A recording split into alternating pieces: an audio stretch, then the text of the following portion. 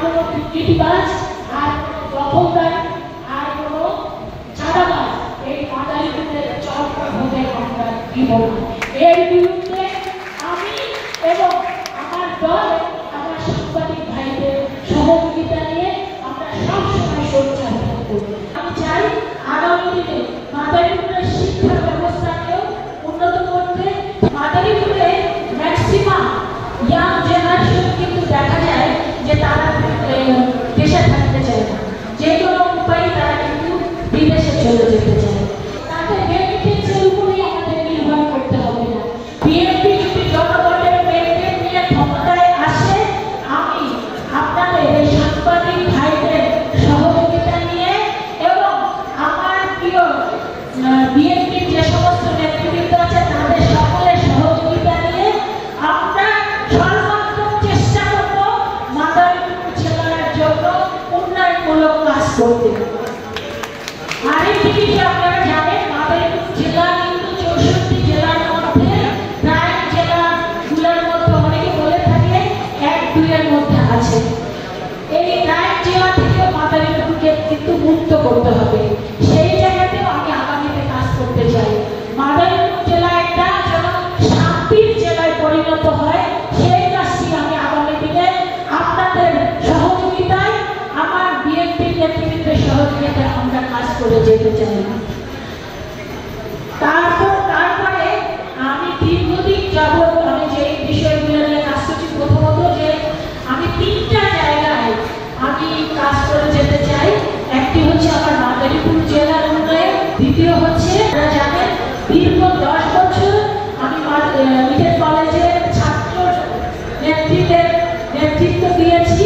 এছাড়া আমি central committee ছাত্রী নেত্রী হিসাবে কিন্তু আমি সারা বাংলাদেশে ছাত্র যে সমস্ত বিশ্ববিদ্যালয় ছিল সেখানে যে ছাত্র নেত্রীরা ছিল তাদের নিয়ে বেশি কাজ করার দায়িত্ব পেতাম।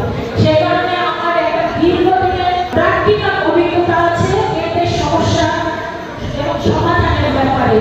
আর আরেকটা বিষয় হলো আমি আরেকটা বিষয়ে কাজ করতে চাই, কারণ আমার রাজনীতির প্রধান হচ্ছে শিক্ষা প্রতিষ্ঠান থেকে, এবং এখন আমি কিন্তু বিএনপির সহশিক্ষা বিষয়ক সম্পাদক। আমি জানি শিক্ষায় জাতির মেরুদণ্ড, এবং এই শিক্ষাকে ভিত্তি করে রাষ্ট্র সমাজকে যদি এগিয়ে নেওয়া যায় তাহলে সেই রাষ্ট্র খুব দ্রুত উন্নতির শিখরে যেতে পারে। সেই কারণে আমি চাই আগামী দিনে মাদারীপুরের শিক্ষা ব্যবস্থাকেও উন্নত করতে, ঢেলে সাজাতে। সেই জন্য বিশ্ববিদ্যালয় দরকার, মেডিকেল কলেজ দরকার, পলিটিক্যাল ইনস্টিটিউট দরকার, এগুলো আমি ধাপে ধাপে করে যেতে চাই। আরেকটি বিষয় আপনারা জানেন, সেটা হলো মাদারীপুরে ম্যাক্সিমাম ইয়াং জেনারেশন কিন্তু দেখা যায় যে তারা দেশে থাকতে চায় না, যে কোনো উপায়ে তারা কিন্তু বিদেশে চলে যেতে চায়। তো আমরা যদি আমার সেই সমস্ত ভাইদেরকে আমি দেখেছি দেশ বিদেশে ঘুরে একটা জিনিস, আমাদের পার্শ্ববর্তী দেশগুলা যেমন ধরেন ভারত, শ্রীলঙ্কা, এই সমস্ত দেশগুলা থেকে যারা যায় তারা কিন্তু স্কিল শ্রমিক যাচ্ছে। সেই কারণে তারা ওখানে গিয়ে যে সমস্ত কাজ পাচ্ছে সেটা কিন্তু আমার দেশে কিংবা আমার এই এলাকার নাগরিকরা পাচ্ছে না, কারণ তাদের কিন্তু এই প্রযুক্তিগত শিক্ষা কিংবা কারিগরি যে শিক্ষা সেটা কিন্তু দেওয়া হচ্ছে না। সেই কারণে আমরা কিন্তু ধাপে ধাপে এই কাজগুলো করে যেতে চাই। এই কারিগরি শিক্ষার থেকে তাদেরকে আমরা করতে চাই। আর বিশেষ করে আপনারা জানেন বিএনপির যে 31 দফা আছে, যেটা আমাদের একটি চেয়ারম্যান জনাব তারেক রহমান 2018 সালের আগে দেশনেত্রী বেগম খালেদা জিয়া জাতিসংঘে যে উপস্থাপন করেছেন, সেই 31 দফাকে সামনে রেখে সেখানে কিন্তু আছে যে আগামী প্রজন্মকে আমরা বেশ কয়েকটি ভাষায় অভিজ্ঞ করতে চাই। আমিও সেই জায়গায় কাজ করতে চাই। আমাদের আগামী প্রজন্মকে আমরা বেশ কয়েকটি ভাষায় শিক্ষায় শিক্ষিত করতে চাই, যারা আমাদের এই মানব সম্পদ একটা সমৃদ্ধ সম্পদে পরিণত হয়। সেই জায়গায় আমি কাজ করতে চাই। আরেকটি বিষয় বলতে চাই, আপনারা জানেন এই চকরিয়া মাদারীপুর অথবা রাজলে মানুষ কিন্তু দেখা যায় শুধুমাত্র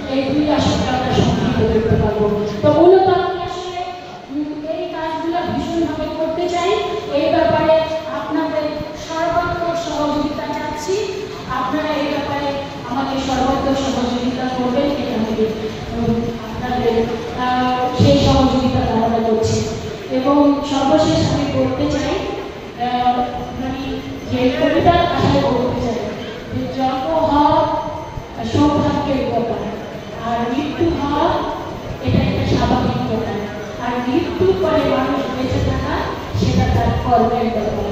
আমি সেই কর্মের মাধ্যমে বেঁচে থাকতে চাই, যেই কর্ম মানে যুগ যুগান্তর ভাবে আপনাদের এই মাদারীপুরের লোকজন স্মরণ করবে।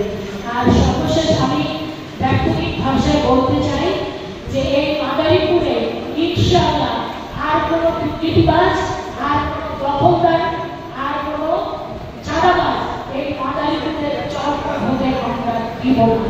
এর বিরুদ্ধে আমি এবং আমার দল, আমার সাংবাদিক ভাইদের সহযোগিতা নিয়ে আমরা সবসময় সোচ্চার থাকব। সর্বশেষ আরেকটি বিষয়, সাংবাদিক ভাইদের মাধ্যমে এই মাদারীপুর 2 আসনের সকল নাগরিকদের আমি জানাতে চাই, যারা